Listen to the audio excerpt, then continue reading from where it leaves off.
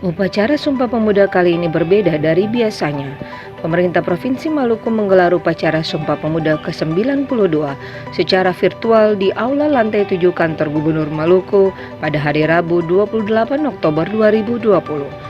Peringatan Sumpah Pemuda secara virtual ini dipimpin oleh Presiden RI Joko Widodo yang diikuti oleh Wakil Gubernur Provinsi Maluku beserta jajaran Forkopimda Provinsi Maluku yang dilaksanakan dengan mengenakan pakaian adat khas Maluku.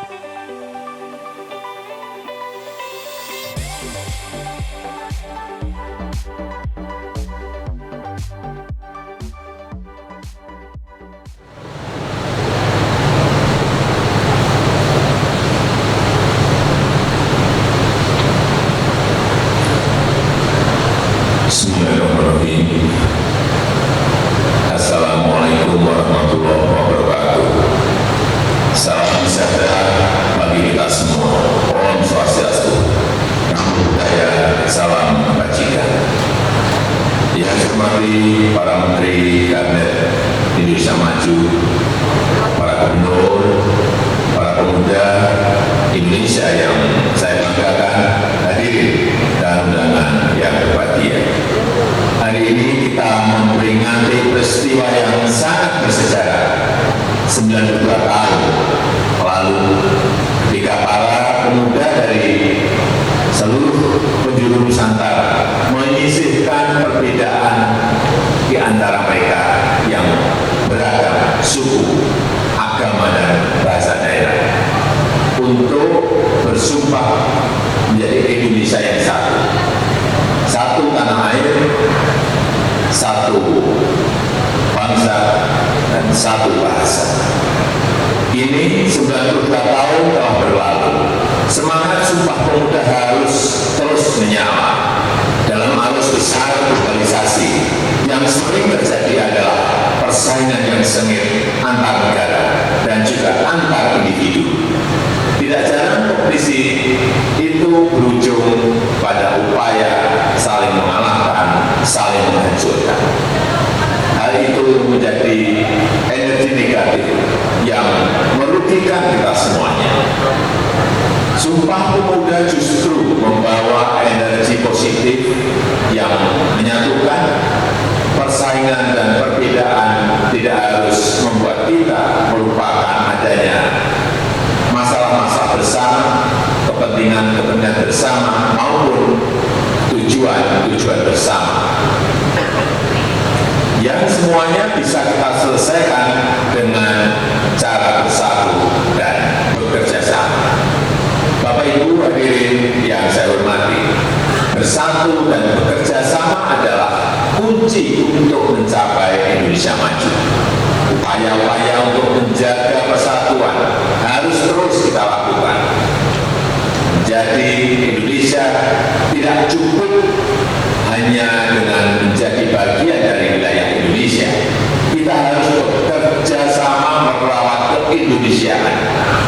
Keindonesiaan harus selalu dijaga dengan semangat solidaritas dan rasa persaudaraan. Kita harus saling membantu satu sama lain dalam semangat solidaritas.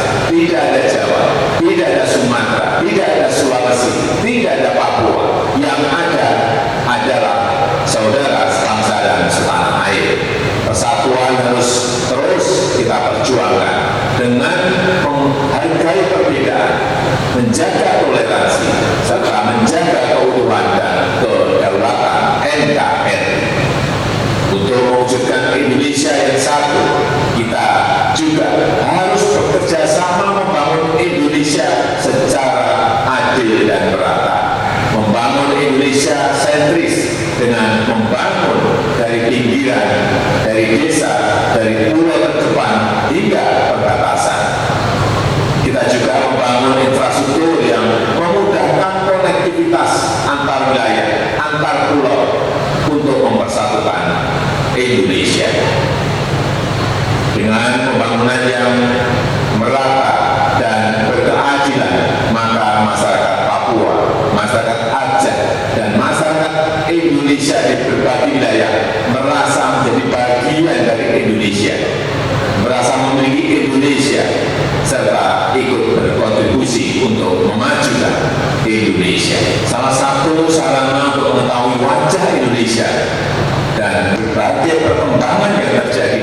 Indonesia dan dunia adalah melalui televisi. Kita memiliki TVRI, Televisi Republik Indonesia. Melalui TVRI, apa yang terjadi di Papua dapat diketahui oleh masyarakat di Jawa, di Sumatera, dan sebagainya. Sebaliknya, apa yang terjadi di berbagai wilayah tanah air juga dapat diketahui oleh saudara-saudara kita di Papua. Untuk menegaskan keseriusan komitmen untuk menjaga persatuan dan pemerataan akses informasi di momen Sumpah Pemuda yang ke-92 ini, TVRI Stasiun Papua Barat sebagai stasiun TVRI yang ke-30 akan segera diresmikan beroperasi, melayani masyarakat Papua, menyediakan berbagai informasi berkualitas, sehingga masyarakat Papua mendapatkan akses informasi yang sama dengan masyarakat di wilayah Indonesia lainnya. Terakhir, dengan mengucap Bismillahirrahmanirrahim, saya resmikan stasiun TVRI di Papua Barat. Teruslah bekerja menjadi media nomor satu bangsa. Saya rasa itu yang dapat saya sampaikan. Terima kasih. Wassalamualaikum warahmatullahi wabarakatuh.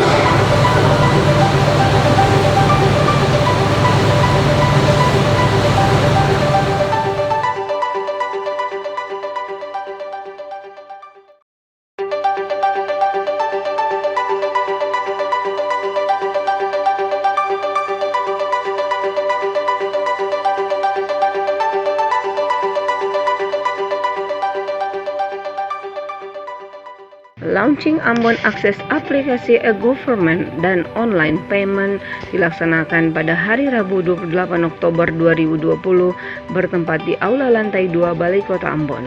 Kegiatan yang dipimpin oleh Wali Kota Ambon Richard Maulana PC tersebut turut dihadiri oleh Wakil Menteri Perdagangan Republik Indonesia Dr. Jerry Sambuaga, Kepala Dinas Perindustrian dan Perdagangan Provinsi Maluku Elvis Patisolano, beserta Forkopimda Kota Ambon dan mitra terkait dalam kegiatan tersebut. Dalam sambutannya, Sambuaga mengapresiasi pemerintah Kota Ambon yang dalam kegiatan launching tersebut tetap menerapkan protokol kesehatan. Terkait dengan launching Ambon Akses untuk digitalisasi pasar yang bekerja sama dengan provider dan Bank Indonesia, di mana menurutnya ini searah seide dengan arahan Presiden. Dengan adanya digitalisasi pasar akan mengurangi transaksi dengan menggunakan uang. Semuanya akan dilakukan secara digital sehingga mengurangi kontak fisik. Dan diharapkan Ambon Akses ini dapat meningkatkan taraf hidup masyarakat dan dapat meningkatkan implementasi dan penerapan protokol kesehatan di masa pandemi COVID-19.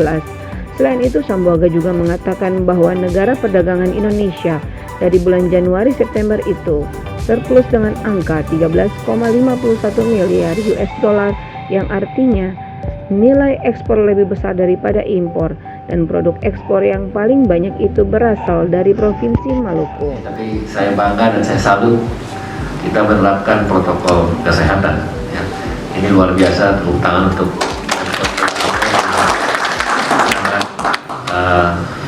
disiplin dalam menjalankan protokol kesehatan. Dan tadi saya lihat ada silang-silang ini Pak Wali, luar biasa ya. Dan juga tadi saya lihat sigap mengganti mic bersemprot dan luar biasa. Ya, jadi artinya ini disiplin yang memang kita terapkan setiap kali kita beracara dan setiap kali kita melakukan kegiatan, baik itu di forum resmi maupun juga forum informal. Tentu tadi sebagaimana Pak Wali Kota sampaikan bahwa akan ada launching ya Pak ya, launching daripada digitalisasi ya pasar ya, Ambon Akses ya, betul ya Pak Wali Kota ya. Dan tadi sudah disampaikan juga bahwa ini bekerja sama dengan provider, dengan bank, tentunya dengan Bank Indonesia dan juga dengan Himbara mungkin ya, sama dari BNI.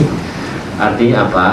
Ini selaras Pak, sesuai dan juga seide dan sevisi dan semisi dengan arahan Bapak Presiden. Kenapa saya sampaikan begitu? Karena beberapa waktu yang lalu Pak Wali Kota, ingin saya mau laporkan, saya dipanggil khusus oleh Bapak Presiden dengan bersama Asosiasi Pedagang Pasar seluruh Indonesia. Dan pada saat itu arahan yang beliau sampaikan kepada kami selaku Wamendak dan juga teman-teman dari Kementerian Perdagangan dan juga Pak Menteri Perdagangan adalah bagaimana kita mencoba untuk memodernisasi pasar, dan salah satu aspek yang disampaikan adalah digitalisasi pasar. Pada saat itu belum COVID, Pak Wali Kota, saya ingat itu awal-awal tahun. Tapi sekarang COVID dan juga banyak merubah perilaku dan pola hidup kita, dan itu betul-betul sangat sesuai dengan apa yang harus kita lakukan. Kenapa? Sebagai contoh, dengan adanya digitalisasi pasar, itu akan memudahkan transaksi yang cashless, ya. Lalu juga akan membuat sistem yang lebih terintegrasi, tadi disebutkan soal distribusi, soal pajak, soal marketplace, yang semuanya itu digital, yang mengurangi juga pada akhirnya kontak-kontak fisik.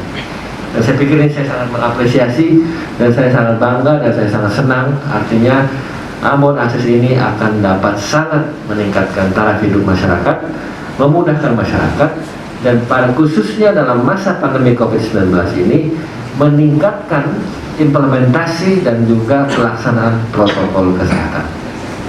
Sesuai dengan arahan Bapak Presiden, protokol kesehatan adalah yang utama dan tidak bisa ditawar, karena itu berkaitan dengan kesehatan. Kebetulan kami juga membantu Pak Erlangga Hartarto, Pak Menko Perekonomian, dalam rangka memenuhi tugas beliau sebagai Ketua Satgas COVID-19, Pak Wali Kota. Dan beliau juga sebutkan sesuai dengan Presiden, protokol kesehatan adalah utama, tetapi harus balance dengan aktivitas, dengan kegiatan. Salah satunya adalah perdagangan. Nah, dari pasar ini kami bisa melihat, Pak Wali Kota, Pak Wali, dan segenap Forkompinda, bahwa ini memudahkan dan juga membuat segala sesuatu menjadi lebih aman. Kebetulan kami sedikit mau lapor ke Pak Wali Kota sebelum dari Ambon. Kami beberapa waktu lalu dari Manado, Pak, dari kampung saya. Kami dari Kemendak melakukan digitalisasi pasar juga dengan membuat alat pembayaran berkoneksi juga dengan Bank Indonesia, dengan KRIS, dan memasang itu alat-alat pembayaran itu di lapak-lapak. Dan itu sangat efektif, ya, dampaknya sangat positif. Dan saya pikir di Ambon ini juga seperti itu. Dan sudah disebutkan Pak Wali Kota, ya saya sangat bersyukur, Pak. Nah, saya berterima kasih juga artinya Pak Wali Kota dan Pak Wali dan segenap jajaran Pemkot Ambon turut serta menyukseskan program pemerintah pusat, turut serta juga meningkatkan taraf hidup masyarakat, dan yang lebih penting pada saat-saat seperti ini membiasakan kita dan juga meningkatkan protokol kesehatan dalam pelaksanaan.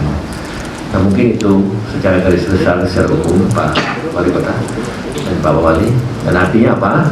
Semoga dengan adanya launching ini, ya, kita bisa menjadikan contoh untuk daerah-daerah lainnya. Saya pikir di Maluku, saya pikir nanti bisa lanjut selain dari Kota Ambon, Pak Wali, dan juga mungkin di kabupaten kota yang lain, dan saya pikir juga bisa ke provinsi yang lain dan juga daerah-daerah yang lain. Karena saya pikir ini merupakan sebuah momentum yang tepat, dan saya yakin ini adalah sebuah ukuran parameter keberhasilan bagaimana pemerintah kota, provinsi, kabupaten itu memberikan kontribusi yang baik untuk masyarakat juga untuk bangsa. Dan mungkin yang terakhir saya ingin sampaikan sedikit mengenai neraca perdagangan Pak Wali Kota, Pak Wakil Wali Kota.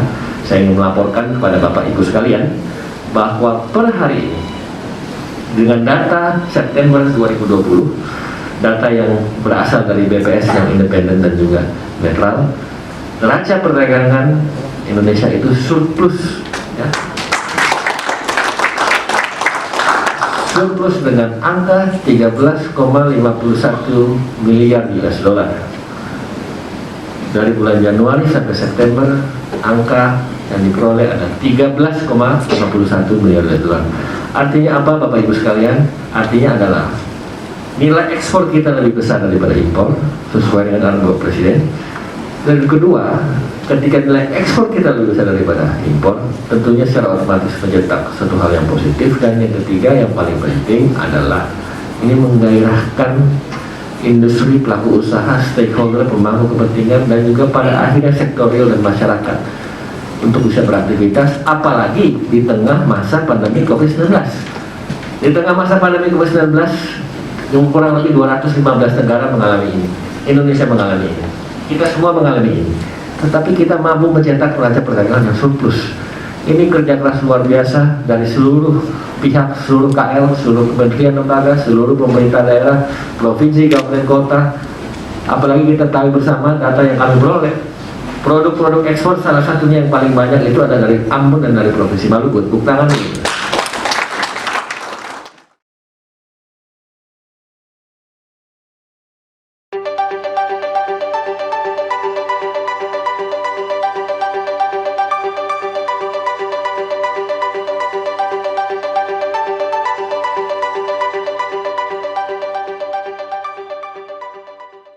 Wakil Menteri Perdagangan Republik Indonesia Dr. Jerry Sambuaga melaksanakan kunjungan kerjanya di Kota Ambon pada hari Rabu 28 Oktober 2020.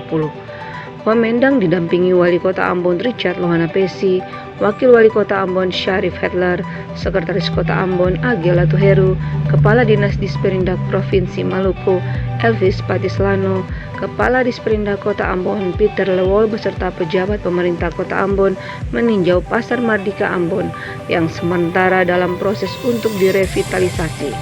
Saat peninjauan, Jerry Sambuaga melihat kondisi pasar yang baru selesai dibongkar oleh petugas revitalisasi pasar.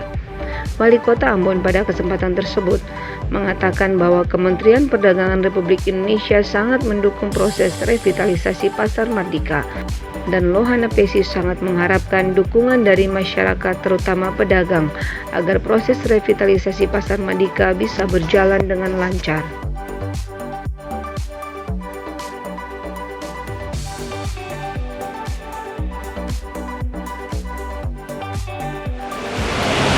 Itu saya pikir tidak hanya upaya untuk digitalisasi, tapi intinya adalah yang saya sampaikan ini juga meningkatkan aktivitas perdagangan dengan memperhatikan protokol kesehatan.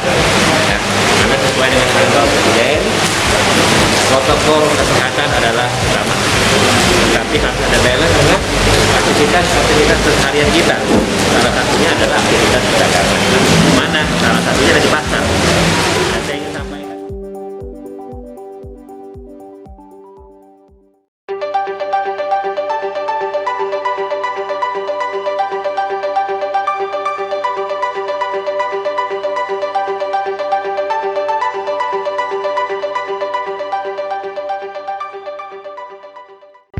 Ikatan Pustakawan Indonesia atau IPI Provinsi Maluku bersama dengan Dinas Perpustakaan dan Kearsipan Provinsi Maluku memberikan bantuan buku bagi perpustakaan SMA Negeri 14 Kabupaten Maluku Tengah pada hari Rabu 28 Oktober 2020 dengan tema IPI Maluku Profesional dan Bersinergi untuk Kecerdasan dan Kesejahteraan. Penyuluhan dan bantuan buku bagi perpustakaan SMA Negeri 4 Kabupaten Maluku Tengah.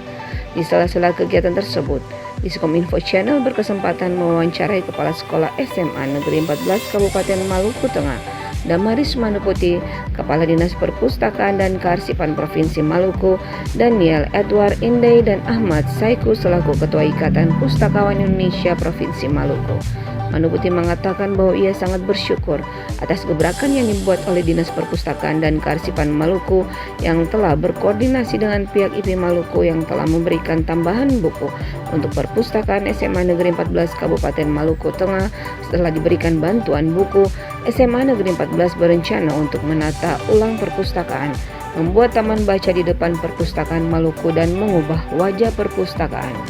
Di samping itu, Indey juga mengatakan bahwa ia mengharapkan agar kegiatan yang dirancang ke depan serta bantuan buku yang diberikan dapat meningkatkan minat baca. Selain itu, Syaiku menyampaikan bahwa SMA Negeri 14 Kabupaten Maluku Tengah ini sudah memiliki perspektif yang bagus mengenai pengelolaan perpustakaan. Apa yang digambarkan Manuputi merupakan tren perpustakaan masa depan, di mana perpustakaan yang ceria. Ia menyampaikan bahwa ingin menjadi mitra IT dalam perkembangan perpustakaan. Ia menyampaikan bahwa ingin menjadi mitra IT dalam pengembangan perpustakaan di SMA Negeri 14 Kabupaten Maluku Tengah ini. Dengan SMA 14 Maluku Tengah, pertama saya sangat bersyukur ya, karena memang dalam kondisi pandemi ini yang seluruh gerak kita terbatas, tetapi ada saja gebrakan-gebrakan yang dibuat. Yang pertama itu oleh Dinas Perpustakaan yang memang dalam segala programnya pertama mengunjungi SMA 14 Maluku Tengah. Kemudian ada komunikasi yang memang dibangun ketika melihat kekurangan-kekurangan dari perpustakaan SMA 14 Maluku Tengah, kemudian Pak Kadis lalu membangun komunikasi dengan pihak IP Provinsi Maluku untuk bisa membantu perpustakaan SMA 14 Maluku Tengah, dan kami warga SMA 14 Maluku Tengah sangat bersyukur ya, karena memang kegiatan ini yang pertama dia bisa menambah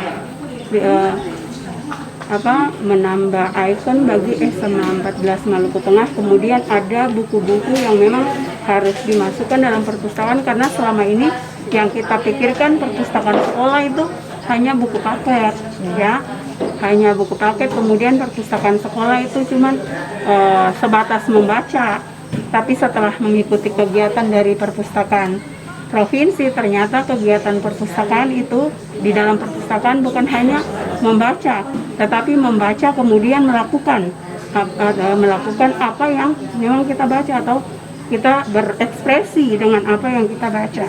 Nah, itu yang kami dari pihak SMA 14 Maluku Tengah menjadi pelajaran berharga bagi kami, dapat kami transfer untuk warga sekolah, juga dapat kami transfer untuk warga masyarakat yang ada di sekitar kami. Jadi setelah diberikan bantuan dari pihak Ikatan Pustakawan Indonesia Provinsi Maluku, mungkin kami berencana yang pertama itu akan menata ulang perpustakaan dengan bantuan dari pihak Perpustakaan Provinsi Maluku. Kemudian kami akan membuat semacam taman baca di depan wilayah kelas maupun perpustakaan untuk menarik minat ya, minimal merubah wajah perpustakaan yang tadinya cuman sebagai tempat yang masuk diam harus tenang ya, tapi juga bisa berekspresi ya, bisa ceria dalam membaca. Jadi mudah-mudahan perpustakaan SMA 14 Maluku Tengah itu bisa menciptakan sebuah wacana baru, baca bahagia ya, bahagia yang memang selama ini dipikirkan oleh kami ya. Yang pertama, kami sangat mengapresiasi dan berterima kasih kepada pihak sekolah SMA 14 ini, terlebih khusus kepada kepala sekolah yang begitu mempercayai kami dari Dinas Perpustakaan untuk bermitra dalam mengembangkan perpustakaan. Dan harapan kami dengan kegiatan baik itu nanti dalam penataan perpustakaan maupun dalam hal bantuan-bantuan lainnya, dan juga berupa bantuan buku dari IPI Provinsi Maluku, yang kami harapkan itu siswa meningkatkan minat bacanya.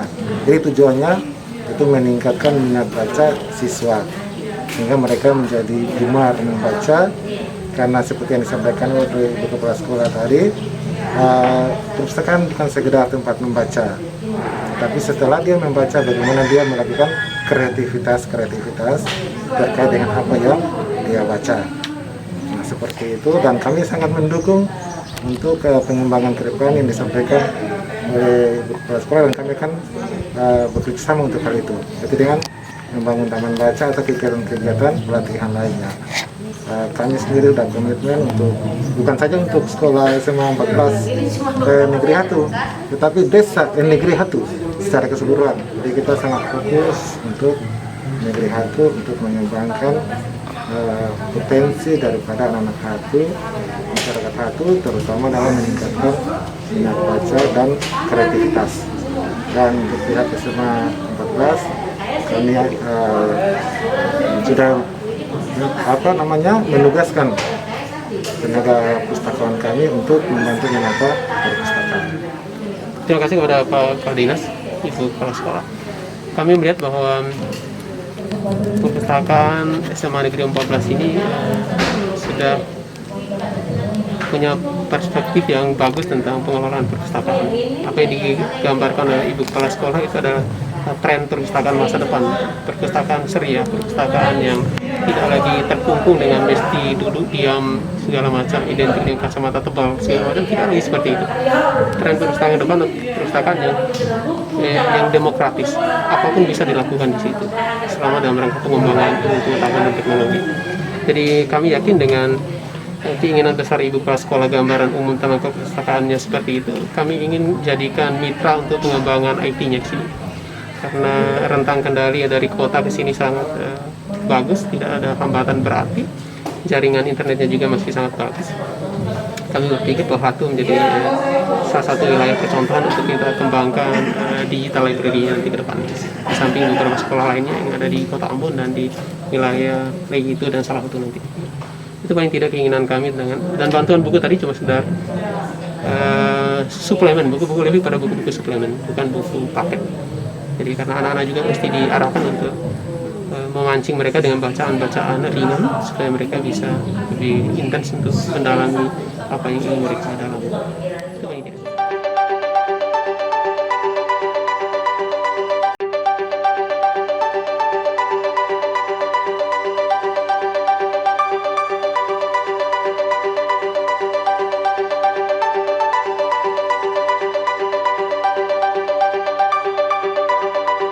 Dinas Perpustakaan dan Kearsipan Provinsi Maluku melaksanakan kegiatan transformasi perpustakaan berbasis inklusi sosial di Negeri Hatu Kabupaten Maluku Tengah Provinsi Maluku. Kegiatan tersebut difasilitasi oleh Depot Pengisian Pesawat Udara atau DPPU Pertamina Patimura dengan memberikan pelatihan kuliner berbahan pangan lokal daerah. Kegiatan yang dilaksanakan di gedung PKK Negeri Hatu tersebut diikuti oleh 15 orang perwakilan dari Negeri Hatu dan perwakilan 5 orang ibu-ibu PKK dari Negeri Wasu, Kecamatan Pulau Haruku, Kabupaten Maluku Tengah. Adapun produk-produk yang dibuat dalam pelatihan tersebut yaitu donat berbahan dasar ubi jalar atau patatas berwarna orange dan putih, keripik pisang dengan rasa original dan balado, keripik kelapa, serta teh serai yang merupakan hasil pertanian masyarakat Negeri Hatu. Ya, selamat siang Kakak. Saya dari fasilitator DP2APA program DPPU Pertamina Patimura. Kali ini bekerjasama dengan Dinas Perpustakaan Provinsi Maluku mengadakan pelatihan kuliner berbahan lokal yang terdiri dari keripik, kemudian juga donat berbahan apa di sini? Ubi. Ya, berbahan ubi. Nah, dari pelatihan ini diharapkan ibu-ibu sekitar sini, terutama yang bergabung di PKK ini, bisa memanfaatkan alam-alam bahan baku yang ada di sini menjadi nilai jual yang lebih tinggi dan bisa menjadi ikon tersendiri dari Negeri Hatu seperti itu.